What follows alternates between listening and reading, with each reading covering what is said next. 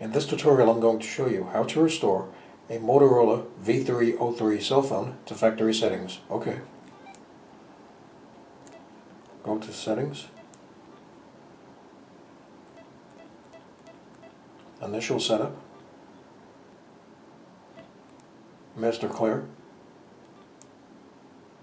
Now enter 000 000.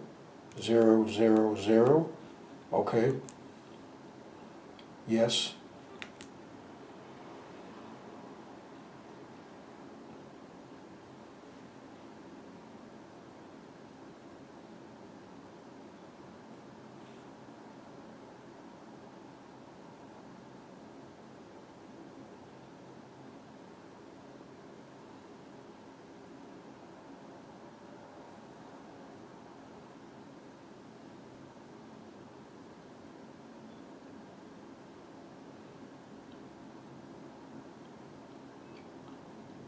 And there you go, the phone has been restored to factory settings.